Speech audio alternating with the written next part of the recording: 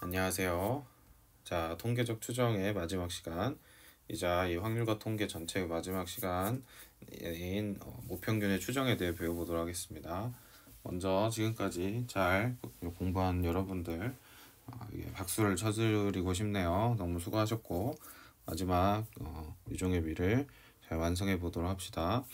자, 이렇게 뭔가 필기가 돼 있는데 선생님이 녹화하다가 문제가 생겨서 다시 찍고 있고요. 빠르게 진행해 보도록 하죠. 우리가 이 통계 단원에서 크게 두 단원으로 나눠졌습니다. 그래서 위에 첫 번째 단원에서 우리가 배웠던 것들은 확률 분포에 대한 것이었고, 두 번째는 이제 통계적 추정에 대해서 배우고 있죠.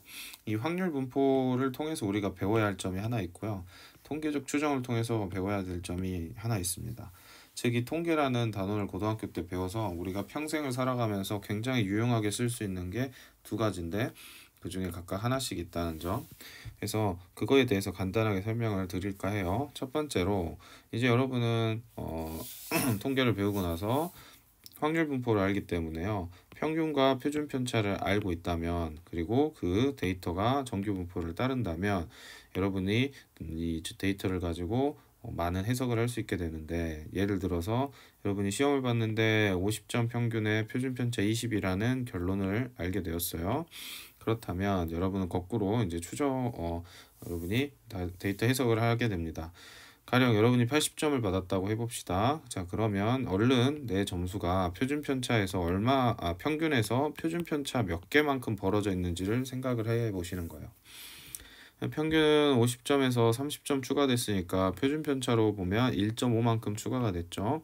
그러면 이 정규 분포를 표준 정규 분포로 바꿔서 해석을 해보면 됩니다. 그래서 자, 50점이 평균이면 표준 정규 분포에서는 0으로 바뀔 거고요. 80은 30만큼 왔으니까 1.5만큼 왔다로 해석이 되겠죠. 그럼 여기에 정규 분포 표가 있는데 이 정규 분포 표는 뒤에 보시면 이렇게 다 있습니다. 그래서 인터넷에 검색하면 다 나오고요. 그래서 우리는 이 녀석의 의미를 빠르게 해석할 수 있거든요. 그래서 해석을 해보면 1.5는 표를 보시면 알겠지만 0.43 정도 됩니다. 여기가 0.43 정도 된다는 건 여기가 약 7% 정도 된다로 해석할 수 있겠죠. 즉 나는 이 전체 집단에서 내가 받은 80점은 약 상위 7% 안에 들어오는, 정확히는 뭐 6점 얼마 되겠죠. 이 정도 되는 성적이다.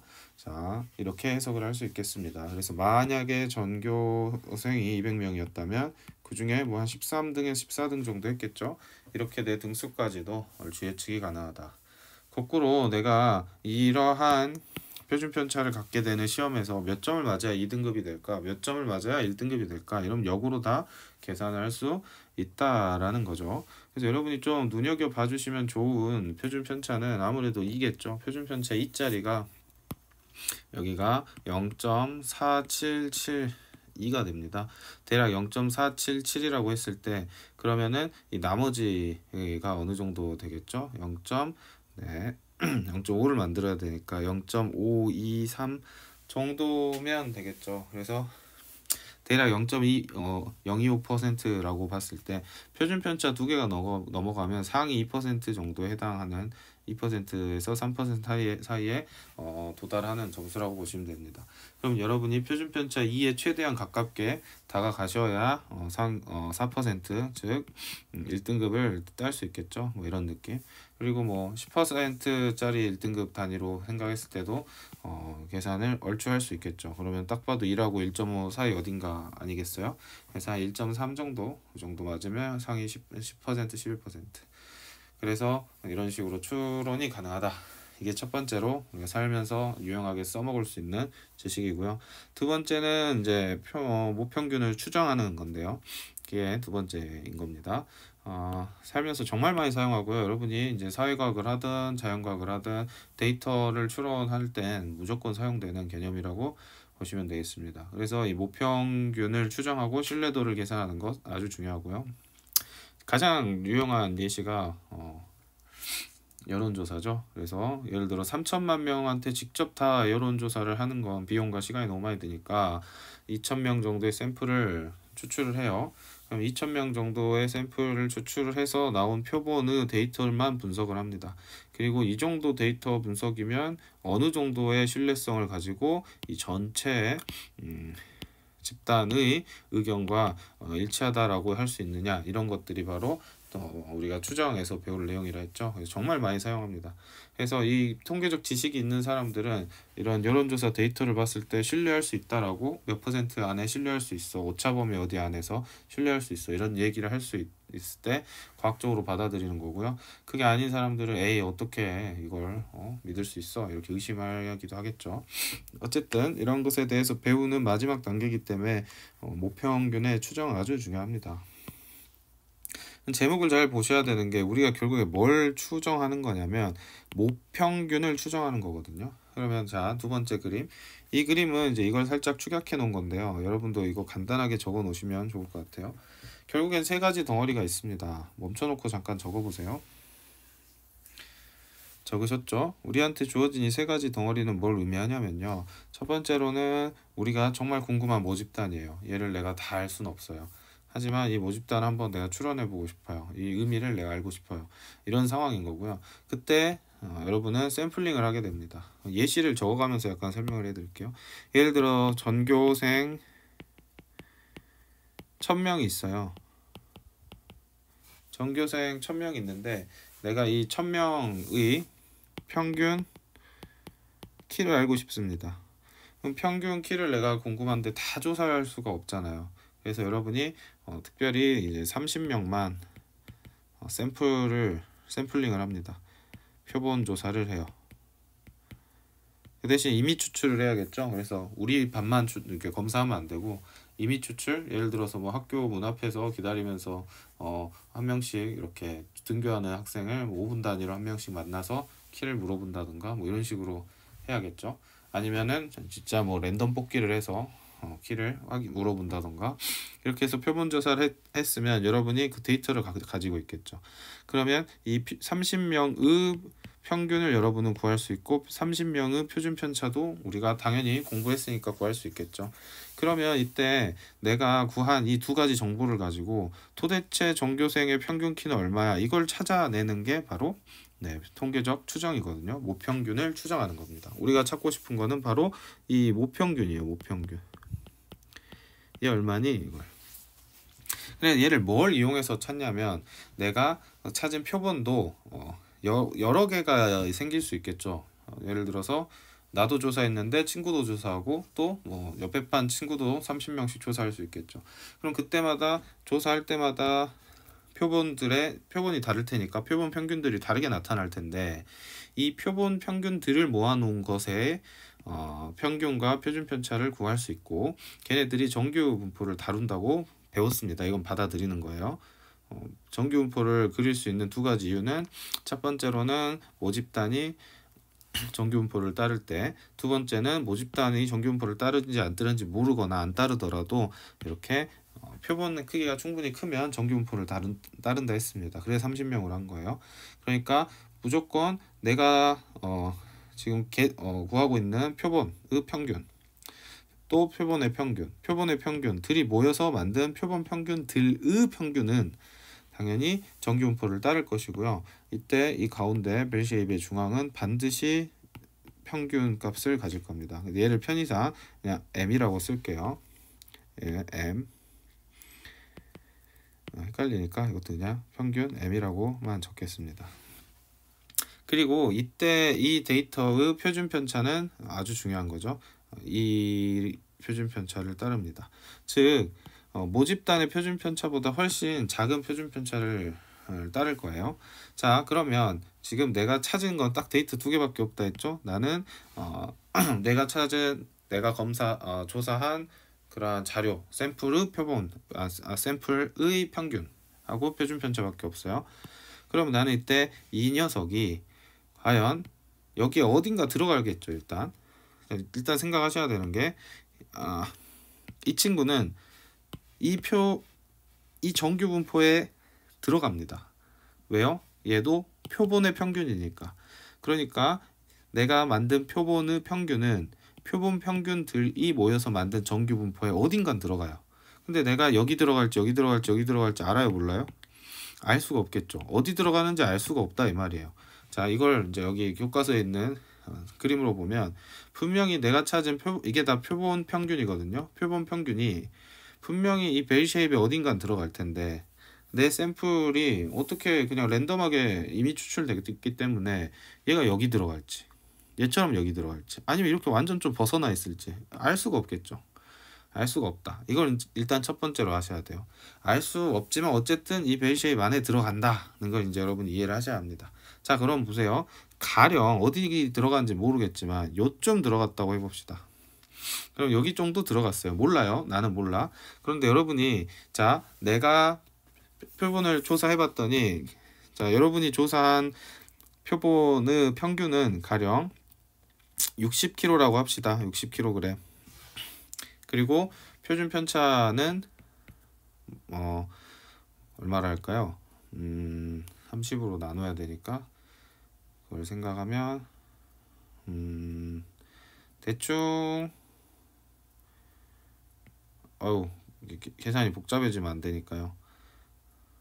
대충 뭐 30이라 합시다. 표준 편차는 30이라고 할게요. 여러분이 조사를 해봤더니 좀 차이가 많이 나게 하는데 그럼 여기 50으로 고칠게요. 50 이렇게 한번 해보도록 하겠습니다. 30은 너무 큰 것 같아요.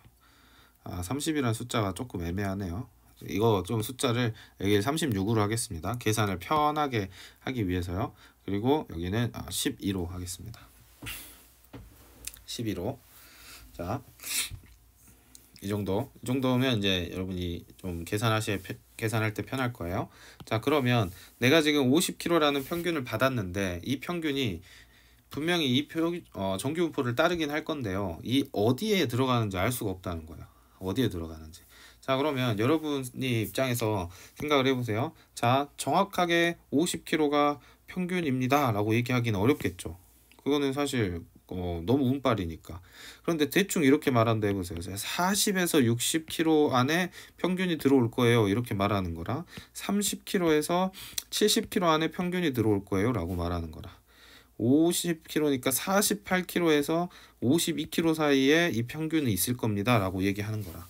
자, 여러분 뭐가 좀 더 설득력이 있고 뭐가 좀 더 허망한가요? 이런 식으로 좀 생각을 해볼까요? 자, 만약에 이렇게 얘기하면 맞출 확률이 아주 올라가겠죠. 30에서 70이야 라고 말하면 그러겠지 이렇게 넓게 잡으면. 근데 이런 데이터는 의미가 있나요? 없죠. 자, 48에서 52 사이야 라고 말했습니다. 그러면 이거 굉장히 좀 나름 좁죠, 정보가.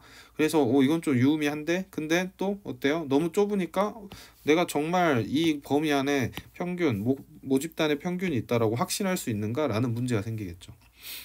흐름이 좀 늘어질 것 같아서 좀 조심스러운데 여러분이 만약에 의사한테 갔어요. 그리고 의사가 여러분의 신체 검사 표지를 보더니 이렇게 말합니다. 김봉봉 씨는 이제 여러분이 이제 18살, 19살이라고 할까요? 18살이라고 할까요? 김봉복 씨는 18세에서 150세 안에 죽습니다 라고 말했다 해보세요. 그러면 굉장히 신뢰할 만하죠. 믿을 만해. 그런데 이게 의미가 있나요? 아무 의미가 없지 않나요? 네, 예를 들어 이렇게 말했다 합시다. 김봉봉 씨는 지금 건강 지표를 보니까 이러이러한 것들을 조심 안 하면 75세에서 78세 사이에 사망할 확률이 95% 이상 되네요. 이렇게 말해요. 굉장히 무섭죠. 그렇지만 굉장히 뭔가 정확하게 설명한다는 거죠. 그런데 실제로 이렇게까지 말하기는 어렵고 그러면 이때 죽습니다라고 하면은 이때는 확률이 진짜 이게 이루어질 확률이 좀 많이 낮겠죠. 얘는 확률은 높은데 범위가 너무 길어요. 그러니까 항상 과학적인 사고를 할 때는 이렇게 내가 넓게 말하면 확률이 올라가지만 신뢰도가 떨어지는 거고 신뢰도는 올라가지만 이게 의미가 없는 데이터인 거고 이런 식으로 좁게 말하면 이거는 굉장히 유의미한 데이터가 되겠지만 확률이 떨어지는 신뢰할 수 없는 그런 리스크 문제가 생깁니다. 자, 그럼 보세요. 실제 내가 조사한 표본의 평균이 여기에 위치하는데 이 녀석의 레인지를 내가 어디서부터 어디까지로 잡느냐에 따라 얘기가 많이 달라져요. 그러면 무슨 말이냐면 내가 이 정도의 길이로 잡았어요. 이 정도의 길이로. 그러니까 내가 조사한 정보를 바탕으로 얘가 여기 50인데 50이니까 여기서부터 여기 화살표를 이 정도 구간으로 잡았어요.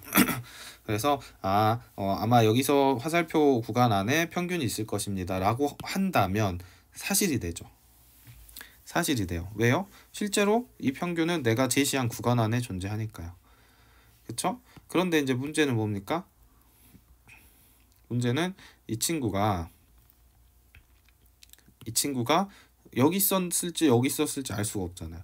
재수없게 이게 아주 끝자락에 있어가지고 실제 내가 제시한 구간 안에 안 들어왔어요. 그러면 거짓말을 하게 된 거죠. 그렇기 때문에 내가 이 제시하는 구간의 길이가 길어도 거짓말이 될 확률은 존재합니다. 왜? 추정이니까. 여기는 엄밀히 추정이니까. 하지만 내가 지금 표본을 조사해서 얻게 되는 이 자료가 이렇게 외곽에 떨어지는 것도 굉장히 확률이 낮기 때문에요. 이 확률이 굉장히 낮아지는 겁니다. 자, 좀 어렵지만 이해를 하려고 노력을 해보세요.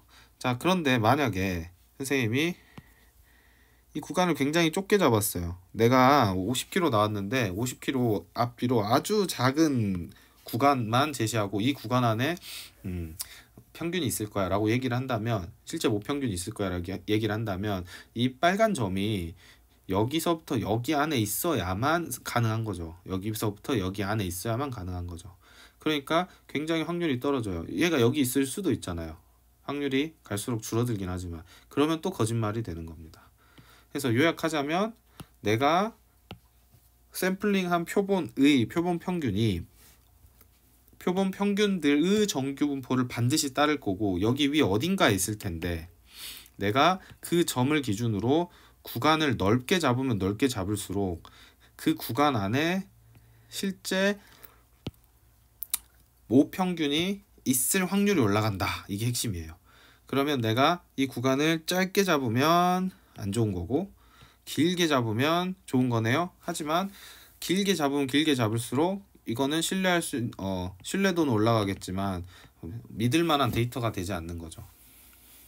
그래서 이러한 느낌으로 생각을 하셔야 한다. 여기까지 첫 번째로 여러분이 이해를 해주셨으면 하는 내용입니다. 그러면 실제로 48에서 52라고 제한을 하면 이게 어느 정도의 확률로 실제 이 구간 안에 모평균이 들어있을까요? 그걸 계산을 해보면요. 자, 계산하는 방식은 이제 뒤에 설명하겠습니다만 지금 이 표준 편차를 이용을 해야 되거든요. 그러면 자, 이 표준 편차가 지금 12잖아요. 근데 내가 시그마를 모릅니다. 시그마를 몰라요. 이거 알면은 그냥 이걸 이용하죠. 모르기 때문에 이때는 얘를 대체 가능합니다. 대체 가능한다는 것도 암기의 대상이에요. 그러니까 이 시그마는 얘로 대체 가능합니다. 이 S로. 그럼 대체를 하고 계산을 해보면 자, 이 녀석의 값은 10이고요. 자, 표준 편차는 이렇게 계산하고 n이 36이니까 여기 6으로 나눠줘서 2가 되네요. 2. 그러니까 표준 편차 하나가 2인 거예요. 그럼 쌤이 지금 50km에서 52, 58 한 건 50 기준으로 표준 편차를 플러스 1, 마이너스 1만큼 한 거죠. 그럼 표준 편차를 마이너스 1, 플러스 1만큼 했기 때문에 내가 추정한 값이 맞을 확률은 어느 정도 되냐? 라고 했을 때 지금 일자리가 34잖아요. 0.34. 그러면은 이게 반쪽짜리니까 2배로 해주면 68%죠. 68. 그러면 결과적으로 이렇게 제한을 했을 때 이게 맞을 확률이 68%밖에 안 되는 거예요. 그러니까 자, 이렇게 표준 편차가 큰 경우, 지금 너무 크게 잡았는데 낮게 잡으면 좀 정확도가 올라가겠죠. 표준 편차가 너무 크게 잡았는데 이 경우에 선생님이 50km라는 표본 평균을 얻고 나서 얘의 구간을 이렇게 제시하면 이 안에 실제 모평균이 있을 확률이 68%다. 이렇게 추정하는 게 바로 이 동네에서 여러분이 배우는 내용입니다. 좀 까다롭죠? 자, 그러면 이 논리가 어떻게 완성이 되는지는 지금 옆에서 여기 자세하게 나와 있으니까 간단하게 보고 오겠습니다. 자, 우리가 실제로 지금 크기가 n인 표본을 이미 추출하면요. 그 내가 찾아 놓은 표본의 평균은 정규 분포를 따른다 했죠. 정규 분포 이 친구를 따른다 했습니다. 이게 3단계의 정규 분포예요. 그때 G는 다음과 같이 놓죠. 우리가 표준화할 때. 그래서 이건 내가 추출한 표본의 평균이고요. 여기서 m을 빼요. 모르죠. 이걸 내가 찾고 싶은 거예요. 모르니까 일단 미지수 m을 사용하고, 그 다음에 여기 시그마 루트 n은 표준 편차입니다. 이 정규 분포의. 이걸 잡는다 했을 때 이제 여기서 핵심은 내가 만약에 시그마를 지금 모르잖아요. 당연히 모르죠. 시그마를 모르기 때문에 얘는 s로 대체 가능하다는 거예요. 좀 적어두십시오. 적어두세요. 아마 나오긴 할 텐데 그래도 적어둡시다. 그래서 내가 아는 게 뭔지 아는 게 중요합니다. 내가 만든 이 표본에는, 이 표본을 통해서 내가 아는 것은 x바랑 표준 편차 s죠. 두 개만 아는 거예요. x바랑 s를 가지고 모평균인 m을 추정하는 거예요. 물론 내가 샘플링을 했으니까 n도 내가 아는 숫자입니다. 그럼 이 세 가지 팩터를 가지고 결국에 뭘 추정하는 거다? m을 추정하는 거다가 이제 핵심입니다. 이걸 이렇게 정확하게 이해를 하고 문제를 여러분이 바라보셔야 돼요. 그냥 외우시면 절대 안 됩니다. 자, 그러면 얘는 S로 대체 가능하다 했고, 자, 그러면 이렇게 G로 표현해서 얘가 표준 정규 분포를 따른다고 얘기할 수 있겠죠. 자, 그럼 보십시오. 여러분이 이제 표준 정규 분포표에서 1.96 정도 되면은 0.475거든요. 이건 이제 표에서 확인하시면 돼요. 그러면 벨쉐입 입장에서 보면, 자, 여기가 1.96 정도 오게 되면 여기가 0.475라는 거죠. 그러면 2배 입장에서 생각을 해보면 여기 전체는 95%, 그러니까 0.95 다 됩니다. 95%예요. 자, 그러면 이 G는 마이너스 1.96부터 1.96까지의 범위에서 0.95를 갖습니다. 자, 그럼 이 G 자리에다가 지금 이 값을 집어넣어야겠죠. 이렇게 슝 집어넣습니다. 집어넣으면 이 식이 성립하는 거고, 자, 그럼 이때 표준 편차를 곱해줘요. 그러면 표준 편차를 곱해주면 중간 과정이 생략됐으니까 적어볼까요? 시그마, 여기는 x바 마이너스 m, 여기는 1.96 시그마 n, 루트 n분의 시그마가 되겠죠. 자, 그때 이 상황에서 지금 x바만큼 또 빼주고요. x바만큼 또 빼주고 양변에, 그런 다음에 또 마이너스까지 곱해주면 이렇게 완성이 되는 거예요. 이렇게 양쪽에 x바가 다 들어가 있죠. 그리고 부호가 바뀌면서 다음과 같이 이제 완성이 됩니다. 여기까지 잘 이해를 하셨나요? 네. 부등호가 바뀌니까 이렇게 되는 겁니다. 마이너스 붙일 때. 그래서 이 부분을 잘 이해를 하셔야 돼요. 마이너스 직접 다 써드릴게요. 자, 옮기면 x바를 뺐죠. 빼기 1.96, 여기 별로 대체하겠습니다. 마이너스 m, 그럼 여기는 마이너스 x바 플러스 1.96 별인데요. 여기서 마이너스 1을 양쪽에 붙이면, 자, 얘가 마이너스 붙이게 되면 x바 플러스 1.96 별이죠. 이 친구가 부등식에서는 반대편으로 넘어가야 돼요. 그래서 x바 플러스 1.96 별 1로 오는 거고요. 그 다음에 얘도 마이너스 붙게 되면 x바 마이너스 1.96 별인데, 이 친구도 부등식에서 마이너스가 붙으면 이렇게 대각선 방향으로 넘어와야 합니다. 그래서 x바 마이너스 1.96 별. 그래서 최종적으로 얘가 완성이 된다는 거예요. 그래서 결론적으로는, 자, 내가 구한 거는 이겁니다. 내가 찾아낸 거, 이 x바는 데이터에서 나온 거고, 얘는 시그마로 대체 가능하다 했고, n은 알죠? n 알죠? 자, 그렇기 때문에 내가 찾아낸 데이터를 가지고 다음과 같은 식을 세우면 그 안에 모평균, 내가 찾고자 하는 모평균이 들어가고, 그 모평균이 내가 지금 만든 구간 안에 있을 확률이 95%다라는 이야기가 되는 거예요. 근데 이 이야기의 의미가 아까도 말씀드렸지만, 내가 지금 이렇게 일정한 범위 안에 있다라고 세팅을 하면요, 어떤 일이 발생하냐, 얘가 지금 이 정규 분포 안에 어디 있을지 모르다 했잖아요. 여기 있을 확률은 좀 높고 여기 있을 확률은 되게 낮죠. 그러니까 얘가 이렇게 있을 확률에 따라서 높은 확률에 있을 때, 자, 이 구간 안에 반드시 모평균이 걸렸죠. 그런데 얘가 1로 넘어가면 아주 희박한 확률일 때는 모평균이 이 구간 안에 안 생기죠. 이런 개념이라는 거예요. 그래서 이 개념을 수식으로 나타낸 게 지금 이거라는 겁니다. 이거예요. 좀 어렵더라도 이렇게 참 차분하게 생각해 볼 필요는 있어요. 이게 완벽하게 이해는 안 될 수 있지만 이해하시려고 좀 노력을 하셔야 합니다. 그래서 만약에 방금 이 그림에서 이 구간을 굉장히 길게 잡으면, 이 구간을 굉장히 길게 잡아버리면 지금 내가 찾은 표본의 평균이 어디 있더라도 걸려버리죠. 웬만하면 다 걸리잖아요. 그러니까 이때는 확률이 굉장히 올라가겠죠.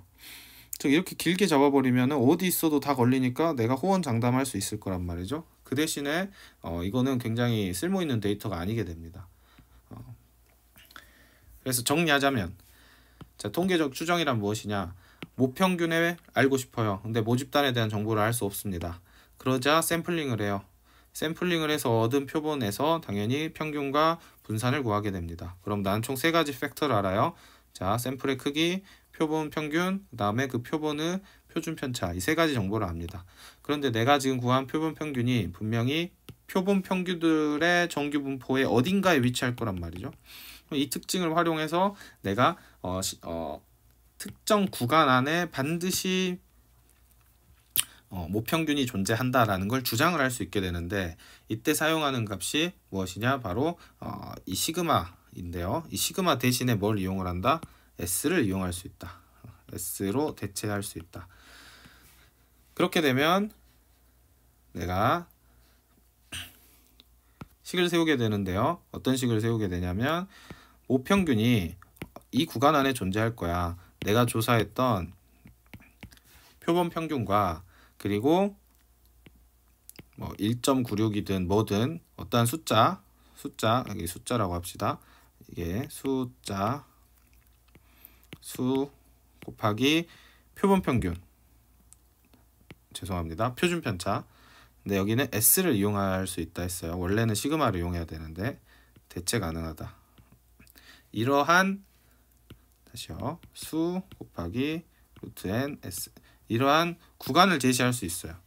그러면 이 구간 안에 반드시 뭐가 있을 거야? 평균이 있을 거야 라고 얘기할 수 있다는 겁니다. 아까 여기 50kg였고 이 표준 편차 아까 너무 크게 해서 만약에 6이라고 합시다. 6이라고 하면 내가 제시할 수 있는 게 뭐예요? 자, 모평균은 뭔지 모르겠지만 얘는 50 뿔마 50 마이너스 수, 그 다음에 루트 36분의 6, 그러니까 이 값이 1이죠. 1, 이건 1입니다. 여기도 수 루트 36분의 6 이렇게 되고요. 이 수는 뭐예요? 이 수는 내가 얼마나 얘를 신뢰할 수 있는지 그 범위를 결정하는 수라는 거예요. 그래서 만약에 내가 신뢰 구간, 아까 이 정도 신뢰 구간으로 만들면은 이게 거의 몇 퍼센트라고 그랬어요? 2% 정도 남는다 했죠. 그러면 양쪽 생각해 보면 이 안에 있는 게 96%잖아요. 약 96%의 신뢰 구간으로 내가 만들고 싶다. 그럼 이 수에다 2를 이렇게 집어넣는 겁니다. 그러면은 48부터 52까지의 범위 안에 반드시 모평균이 있을 거야. 96% 정도 이건 확실해. 이런 식으로 추정을 할 수 있게 되는 거죠. 그래서 내가 이 구간을 이 수를 키워서 구간을 더 좁히면 좁힐수록, 이 수를 키워서 구간을 늘리면 늘릴수록 신뢰도는 이제 신뢰도는 올라가겠죠. 더 믿을만 하잖아요. 그리고 이 수를 떨어뜨려서 굉장히 좁히면 좁힐수록, 좁은 구간일수록 신뢰도는 떨어지게 됩니다. 이런 개념입니다. 좀 어렵죠. 선생님이 어떻게든 좀 설명을 드리려고 노력을 해봤는데 이 개념이 잘 와 닿았는지는 잘 모르겠네요. 이해를 잘 하셨으면 좋겠고, 자, 그래서 선생님의 설명이 마음에 들진 않지만 그 설명을 기반으로 자, 개념을 정리해 보도록 하겠습니다. 근데 이 마인드맵이 정말 중요해요.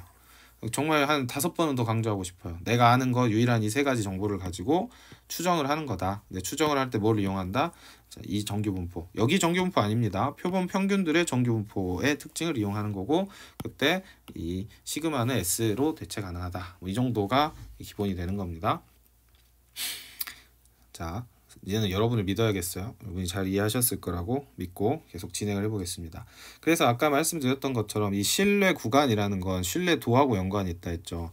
그래서 자, 신뢰도가 올라갈수록 당연히 구간은 커지겠죠. 넓은 구간을 제시해야 믿을만 할 거 아니에요. 이걸 생각하세요. 여러분이 20살에서 150살 사이에 죽습니다. 신뢰도 굉장히 높죠. 이런 걸 말합니다. 근데 여러분이 아주 좁은 범위를 제시한다. 그럼 신뢰도가 낮겠죠. 그렇게 되지 않을 확률이 생기니까. 그래서 95%짜리 신뢰 구간은 지금 여기 보시면 숫자가 1.96이에요. 1.96.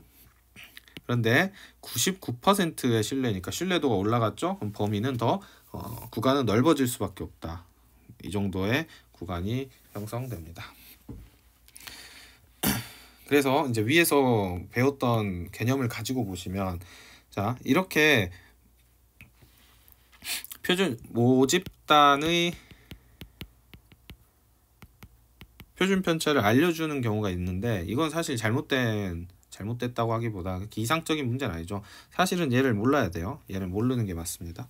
자 모르는 상황이라고 치시고 자 100짜리 표본을 이미 추출하여 구한 표본의 평균이 100이라고 했을 때 이 100이라는 녀석은 벨쉐입 어느 벨쉐입을 따르죠? 표본 평균들의 벨쉐입을 따르죠. 정규분포를. 그래서 이때 이 중심은 m이고 얘의 표준 편차는 시그마는 10분의 지금 표본 평균이고 크기죠. 루트 n 루트 100을 따릅니다. 그때 다시 말씀드리자면 얘를 알 리가 없잖아요. 그러니까 보통은 내가 임의로 추출한 이 표본에서 표본 평균 S를 구하고 그 S가 여기 이 자리를 대신하는 겁니다. 원래는 이건 좀 뭔가 이상적인 문제죠. 그러니까 아이디어란 현실에 존재하지 않는 너무 이상적인 그런 문제죠. 실제 데이터는 이러지는 않을 거예요. 어쨌든 자 이렇게 했을 때 자 이 값이 1이 나오죠. 그러면 내가 구한 100에서 얼마만큼 뿔말을 했을 때가 신뢰 구간인가? 자, 신뢰도 96%는 1.96을 사용해요. 그래서 여기에 100 적으시고 빼기 1.96 지금 자 1이죠. 뭐가요? 표준 편차가요. 표준 편차 1이니까 생략 가능하죠. 플러스 1.96 즉 100 1.96하고 마이너스 1.96이니까 뭐 98.04 구간 안에서 반드시 이 정규 분포에 모평균이 존재할 거야 라고 주장을 하면 이 값은 뭔가요? 네, 96% 50%의 신뢰도를 갖는 구간인 거예요. 자, 숫자가 좀 커지면 신뢰가 올라가죠. 그래서 이번에는 2.58을 사용했어요. 그러면 다음과 같이 나타내지고 이때의 신뢰도는 99%까지 올라간다. 그래서 여러분이 반드시 기억하셔야 되는 건 이거 하나죠. 이거 하나. 얘를 잘 기억하시면 되겠다. 또 아주 중요한 게 자, 우리 모 표준 편차 값을 모르는 경우가 대부분입니다. 몰라야죠. 알 수가 없지 않나요? 모르기 때문에 이 경우에는 표본 크기가 충분히 크지 않으면 문제에서 나오면 안 되죠. 이때 시그마 대신 표본 표준 편차 S를 이용하여 신뢰 구간을 구할 수 있다라는 말이 있는데 그냥 여러분 어떻게 생각하시면 되냐면 보통 모표준 편차는 모른다 생각하시고 문제에서 나오는 경우도 있겠지만 대부분 표본의 표준 편차를 이용하여 계산을 하시면 된다 라고 생각하시면 되고요. 자, 신뢰 구간의 길이는 2배 해주시면 돼요. 2배 해주시면 된다. 99%도 2배 해주시면 된다. 너무 이건 당연한 얘기죠. 여기서부터 여기까지 구간을 구하는 거니까요. 2배 해주면 되겠죠. 자, 이게 개념의 전부입니다. 얘를 가지고 이제 문제를 다 푸는 거예요. 자, 개념 체크 문제 한번 풀어보세요.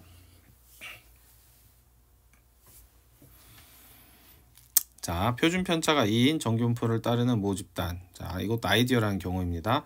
그래서 얘도 평균은 모르고 표준 편차가 2라는 것만 알고 있는 상황이고요. 크기가 16, n이 16이에요. 표본을 추출했어요. 이미 추출하여서 그때의 표본 평균은 이제 8이라고 합니다.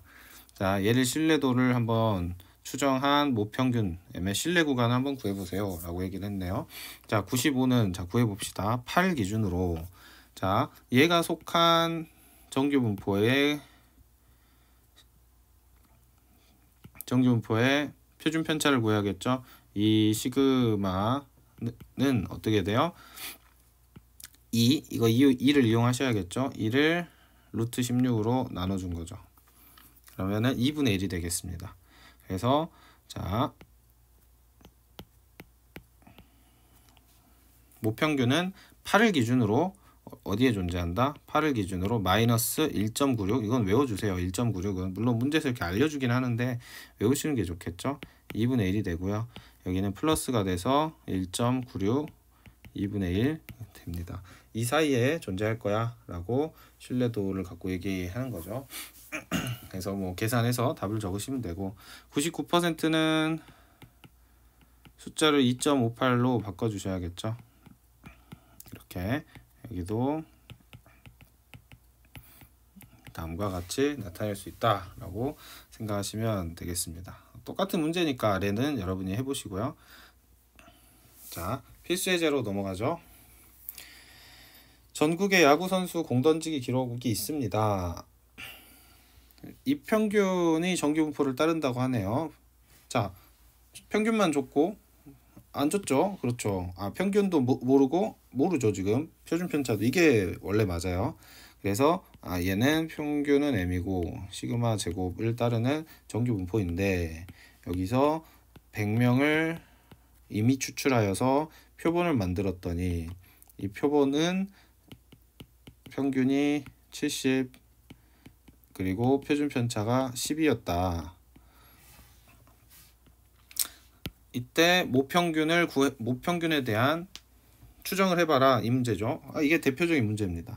그래서 얘의 벨 쉐입은 평균은 당연히 m일 것이고 이 m 안에 표준 편차 구해봅시다. 이걸 먼저 구하고 시그마 x 바는 원래는 시그마의 루트 n인데 이 시그마 대신에 뭘 쓸 수 있다고요? 12로 대체 가능하다. 이게 이제 중요한 거죠.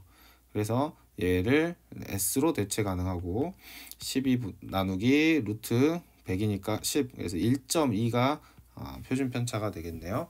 그러면 자 모평균은 내가 구한 샘플 70에 플러스 70에 마이너스일 텐데 95%의 신뢰 구간이면 1.96을 사용하는 거니까 1.96 곱하기 1.2가 되겠죠.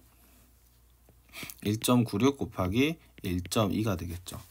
계산은 귀찮습니다. 그리고 뭐 계산기 이용하셔도 되고 아마 학교 시험에서는 뭐 계산하는 것도 필요하니까 연습을 지금 좀 하셔도 나쁘진 않겠죠. 계산 천천히 하세요. 그러니까 계산 틀렸다고 스트레스 받으실 필요는 없고 이 식을 세우는 게 중요한 거예요. 이 식을 99%는 똑같죠. m 70 플러스 2.58 곱하기 1.2 여기는 여러분이 써보시고요. 그러니까 지금 풀어보시면 알겠지만 이 모평균의 추정 문제는 결국엔 이걸 이해하냐의 싸움이에요. 안 그러면 외워서 풀어야 돼. 이 말을 최대한 이해하려고 노력을 해보셔야 돼요. 이해가 안 됐으면 돌려서 다시 한번 봐보시고 선생님이 여기서 물론 이걸 증명하기 위해서 설명을 했겠지만 이것보다는 여기서의 그 느낌이 중요하죠. 선생님이 아까 이렇게 해놓고 얘를 막 평행이동 시키면서 설명을 했었죠. 그래서 내가 어디 쓸지 몰라. 이것도 확률에 근거한 거죠. 어디 쓸지 모르는데 내가 구간을 길게 잡으면 그 안에 모평균이 무조건 들어있을 거고 짧게 잡으면은 이게 들어있을 확률이 줄어들고 이런 얘기를 했던 거 기억하시고요. 이걸 바탕으로 내가 모평균을 추정하는 것이다. 내가 아는 정보를 가지고 이 정규분포를 이용하여 모평균을 추정하는 것이다. 이걸 계속 반복하고 있는 겁니다. 마저 풀어보겠습니다. 근데 이것만 이해하면 문제는 굉장히 쉬워요. 과수원에서 자 사과의 무게가 평균 m이고 표준 편차가 20이라고 합니다. 이것도 알 수 없는데 지금 안다고 수학 문제라서 우기고 있는 거죠. 그래서 이런 정규분포를 따른다고 합니다. 그러면 이제 S를 안 줬겠죠. N개를 이미 추출하였어요. 여기서 N개를 이미 추출하였더니 X반은 300이었고요. 당연히 시그마는 안 줬죠. 그러면 그냥 이걸 이용하시면 되겠죠. 자, 이 모평균에 대한 신뢰도 95%의 신뢰 구간이 다음과 같을 때라고 했습니다. 그러면은 300을 기준으로 지금 한쪽만 봐도 되겠죠? 300을 기준으로 플러스 9.8이 들어갔잖아요. 자, 이 9.8에 대한 해석은 숫자 곱하기 시그마 루트 n입니다. 그래서 이걸 계산을 해주시면 되겠어요. 그럼 95%니까 이 숫자는 1.96이고요. 시그마는 문제에서 20이라 줬고 루트 n이 됐는데 이 값이 9.8이라고 이야기하고 있는 거예요. 그래서 이 9.8이라는 것을 가지고 계산을 해주시면 되겠죠. 자, 그래서 이렇게 약분이 됩니다. 약분이 될 때, 자, 이것도 헷갈리시면 안 돼요. 자, 얘가 0.2가 되죠. 헷갈리시면 여기에 10 곱해가지고 보시면 2로 나눠지니까 그렇게 생각하시면 되고, 자, 0.2 위에랑 또 이렇게 슥슥 약분이 됩니다. 얘가 10분의 2니까요. 그래서 n값은 얼마가 나오나? 바로 n값은 위에가 죄송합니다. 이렇게 약분이 되는데 0.2는 10분의 2니까 네, 4가 되죠. 4 루트 n이 1이 돼야 한다. 그래서 n은 16이다 라는 결론을 내릴 수 있겠네요. 이것도 혹시나 헷갈릴까봐 이렇게 계산을 하시는 거죠. 이렇게. 자, 그래서 얘 같은 경우에는 n값을 숨겨놓고 신뢰 구간을 주면서 문제를 풀어봐라 하는 문제였습니다. 뭐 색다를 건 없는 문제였고요. 자, 마지막 신뢰 구간의 길이로 넘어가죠. 자, 봅시다. 신뢰 구간의 길이 문제인데요. 자, 어떤 논술 시험의 점수가 표준 편차가 10점인 정규분포를 따른다고 합니다. 자, 이것도 뭐 어떻게 알아냈나 보죠. 모르지, 원래는 몰라야 되지만 수학 문제를 위해 나온 상황이고, 지원자 중에 이제 임의 추출을 해서요. n값은 안 줬네요. n값은 안 줬고 95%로 추정을 할 때 x바도 안 알려줬네요. 자, 95%로 추정할 때 신뢰 구간의 길이가 2.8이 되도록 이하가 되도록 해라. 자, 그러면 이때 우리가 신뢰 구간의 길이는 x바 플러스 x바 마이너스 자 1.96 공식으로 그냥 외워서 푸지 마시고 그냥 생각을 한번 해보는 거예요. 여기에 1.96 곱하기 루트 n분의 자, 시그마는 이제 10으로 대체하는 거죠. 여기서 10으로 쓰는 거죠. 대체할 게 아니라 루트 n분의 10입니다. 자, 그러면 여기서부터 여기까지의 구간은 2 곱하기 1.96 95%니까요. 루트 n 10분의 10이죠. 그래서 사실 구간만 물어보면은 x바는 필요가 없었던 거고 이 값이 2.8 이하가 되게 해달라 라는 주문이네요. 그러면은 좀 쓱쓱 약분을 시작해 볼까요? 이렇게 하면 이제 1.4가 나오는 거고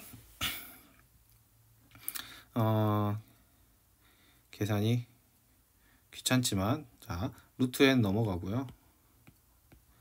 1.4 1.96 곱하기 10 이렇게 나왔습니다. 그래서 계산을 마무리를 하시면 되겠습니다. 그래서 뭐 처음이니까 이렇게 차분히 56이면은 4 네, 14로 정리가 되네요. 그래서 최종적으로는 1.4가 돼서 14 루트 n 이렇게 되죠. 그래서 루트 n은 14보다 크다. 다시 제곱을 하게 되네요. 결국에. 그래서 최소값은 196이다. 이렇게 풀어주면 되는 문제였습니다. 신뢰 구간 문제였고요. 나머지들도 여러분이 조금 풀어보시면 충분할 것 같습니다. 자, 그래서 이제 문제만 조금 더 풀어보고 마무리를 하도록 할게요. 여기는 문제를 이제 좀 많이 풀어볼수록 유리하기 때문이죠. 자, 6번 문제 보겠습니다. 정규분포를 따르는 모집단의 크기 구인 표본을 임의로 추출하라. 자, 이것도 이제 재미없는 문제가 되겠습니다. n은 9짜리고 그때 표본 평균 x바가 나오는데 이 친구가 표본 평균들의 평균인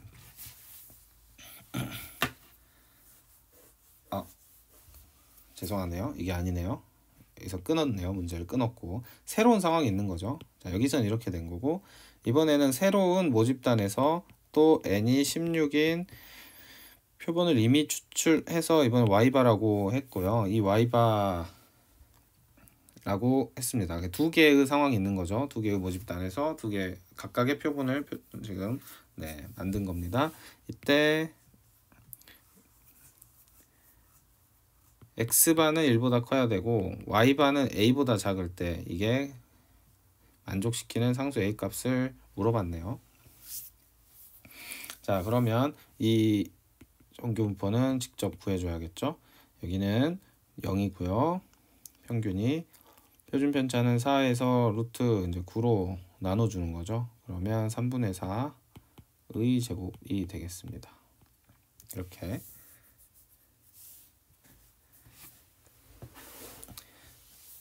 자, 그 다음에 이 친구는 평균이 3 그대로 써주시고 2에서 루트 16 해주면 2분의 1이죠. 2분의 1의 제곱을 따릅니다. 지금 여기 적은 거는 다 3단계예요. 3단계 각각. 자, px바가 1보다 크다. 자, 그러면 1이라는 것은 자, 표준화 해주시면 g로 바꿔보면 1 마이너스 0 3분의 4가 되겠죠. 이렇게 이제 계산하셔서 보면 여기가 4분의 3보다 g가 크다라고 나온 거고요.